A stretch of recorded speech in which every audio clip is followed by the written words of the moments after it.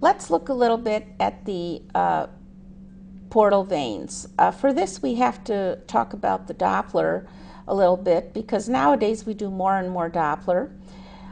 In a normal main portal vein, we have continuous forward flow. The liver is always available for detoxification of substances, anything that you eat, any breakdown products from the spleen, the gut, etc. So it's constant forward flow with a low velocity. If you did velocities, usually they're 15 to 28 or 30 centimeters per second. The flow is into the liver, shown here on this color Doppler. Red means flow towards, so we have flow towards the liver. It's an undulating pattern which reflects respiratory variation and may reflect cardiac variation. It's a slightly turbulent, rough, low rumble kind of flow. That's because it's located between two capillary beds, between the mesenteric venous system and the hepatic venous system. What's abnormal? Well, abnormal is when that flow becomes too pulsatile.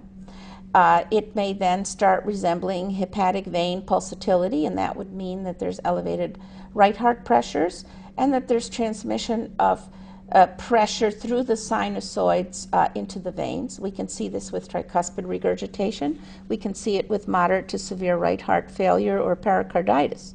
The exception would be in the young child, where the liver is so soft and pliable that it can actually transmit cardiac pulsations and central venous pulsations from the heart. Here is an abnormal pattern of a main portal vein. Suddenly it becomes too flat, very flat and continuous flow with loss of that undulating pattern, and that's what we'd see with cirrhosis and hepatic fibrosis, where the liver becomes stiff and we lose that undulation.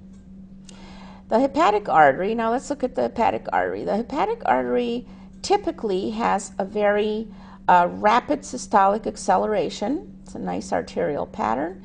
It has continuous forward flow of blood into the liver throughout the cardiac cycle. So it has a low resistance pattern. In other words, fairly high diastolic flow because blood freely enters the liver. It is always in the same direction as the main portal vein flow. So on color Doppler, these two vessels, the artery and the main portal vein, are always the same color. So if you set your color map with red, meaning towards the transducer, both will be red. If you turned it blue, as meaning towards the transducer, both should be blue. But you should not have one red and one blue, because of course this has nothing to do with oxygenation. It's direction. It's also interesting that the portal vein and the hepatic artery sort of have a mutual understanding between themselves. The portal vein carries 70 to 80% of the blood into the liver, whereas the hepatic artery only brings in 20 to 30% of the blood flow. But the artery brings in the fresh oxygenated flow, but the portal vein brings in deoxygenated flow from the splenomesenteric system. However, it's carrying a lot of flow. And there is a certain homeostatic mechanism between the portal vein and the artery. So if the portal vein flow decreases, there's a signal given to the artery to increase blood flow. So as a liver becomes sicker and develops more cirrhosis and blood flow cannot come in through the portal system, the arteries tend to enlarge to bring in more flow. Okay, so you saw the normal waveform. Now here's an abnormal waveform. The waveform becomes abnormal when the resistance becomes increased and diastolic flow drops. So we see such a pattern after eating, postprandial. We also see this with portal hypertension, more resistance in the liver, and more importantly these days, transplant rejection. We will pay attention to the arterial waveform.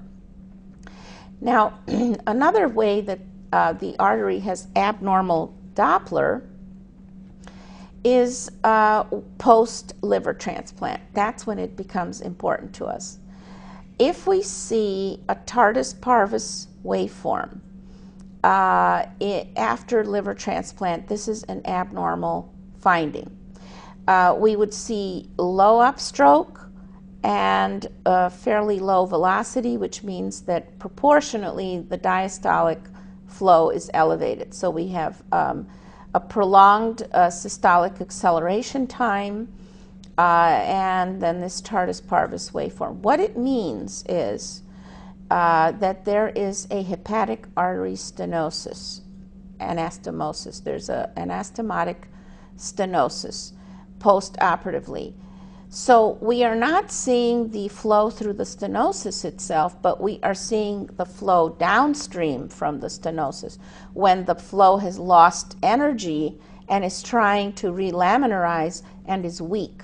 And that's why we get the tardus parvus syndrome. So we don't actually see the stenosis, we just see the effect of the stenosis downstream in a transplant. Now let's look at the hepatic veins. Normally, the hepatic veins drain towards the heart.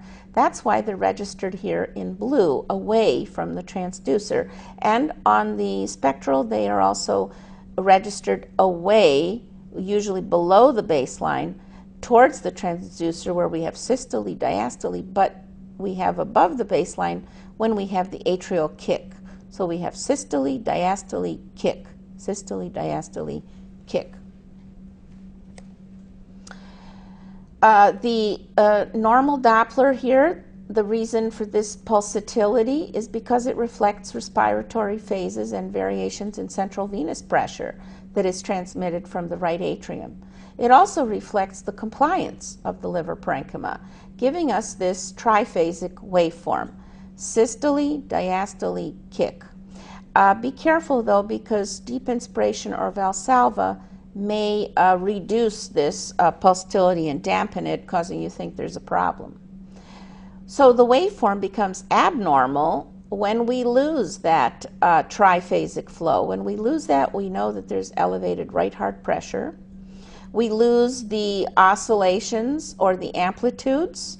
We can actually lose the atrial kick. We lose that first, and then the whole waveform starts to be more dampened, eventually turning into a monophasic abnormal waveform that is flattened and actually almost resembles a portal vein flow. We call this portalization of hepatic venous flow.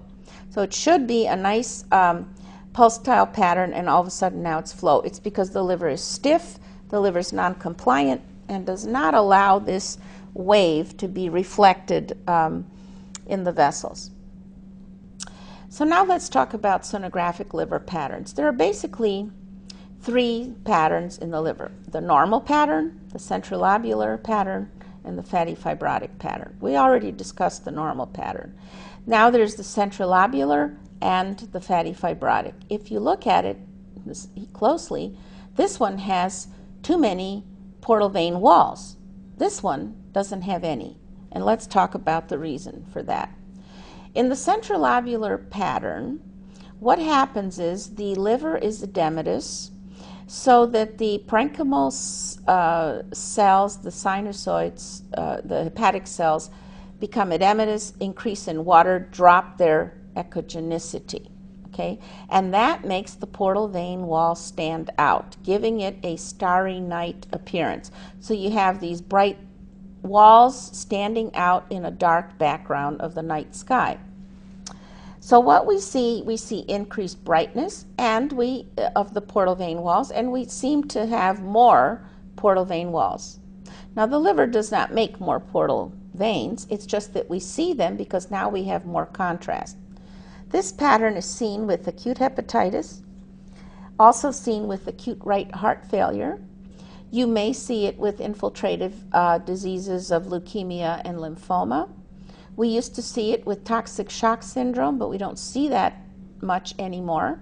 And we can see it with 2% of normal cases. And the 2% of normals are usually the young, thin adolescents, maybe 15 to 20 years old. they're so easy to scan and see so well that they look abnormal, and that's easy to tell. The patient is healthy. There's no liver function test abnormalities, so those would be normals. Beyond that, we have to be cautious and rule out liver disease.